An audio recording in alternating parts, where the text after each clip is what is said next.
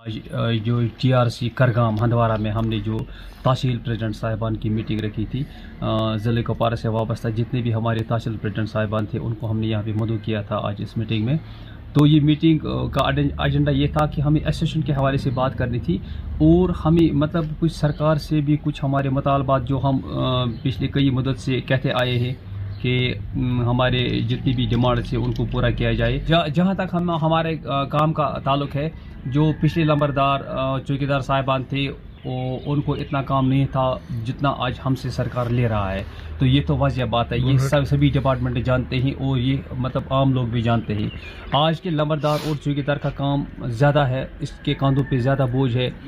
اس حساب سے جو ہمارا جو آنریم ہے، جو ہمارا مشاہرہ جو ہمیں مل رہا ہے، وہ اس حساب سے ہمیں موزوں نہیں لگتا ہے کہ ہمارے ساتھ ناانصافی ہو رہی ہے. تو ہم بھی چاہتے ہیں کہ جیسے کہ SPOs کے بارے میں ہماری سرکار سوچ رہی ہے کہ ہمارے بارے میں بھی ایسا ہی سوچے کہ ہمارا جو مشاہرہ ہے وہ 1500 کا ہے یا 1501 روپے ہے.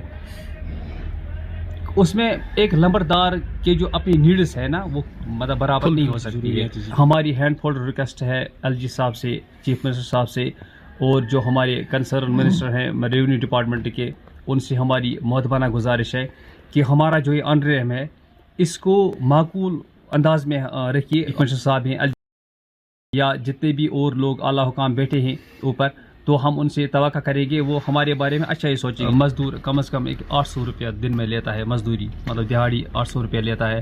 تو وہ جو باقی کاریگر لوگ ہوتے ہیں، چاہے کوئی میسن ہے، چاہے کوئی کارپینٹر ہے، وہ بھی 900 روپے وہ بھی لیتے ہیں دن میں. تو اس حساب سے ان کا گھر چل رہا ہے.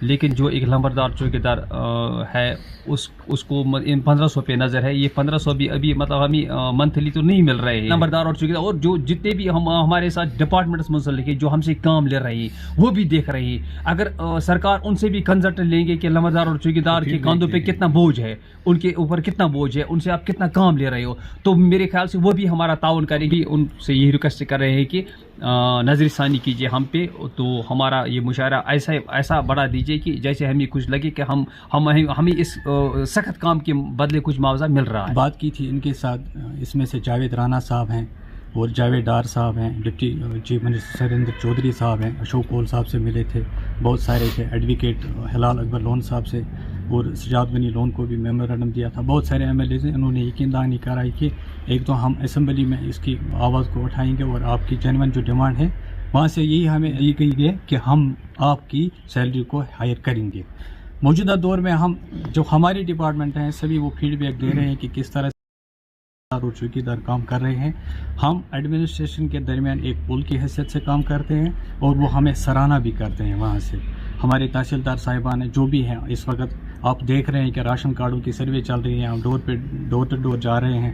یہاں جب الیکشن ہوتا ہے، اسمبلی الیکشن ہوتا ہے، پارلیمنٹ الیکشن ہوتا ہے، وہاں پر دن رات ہوتا ہے، چوکیدار کمر بستہ اور نمبردار کمر بستہ. وہاں سے میں نے جموں میں بھی یہ بات کی تھی پریس کلب میں، وہاں سے آپ جو الیکشن کمشنر آف انڈیا وہاں سے ان کو مشاہرہ دے رہے ہیں اس خصوصی پیکیج الیکشن کے دوران.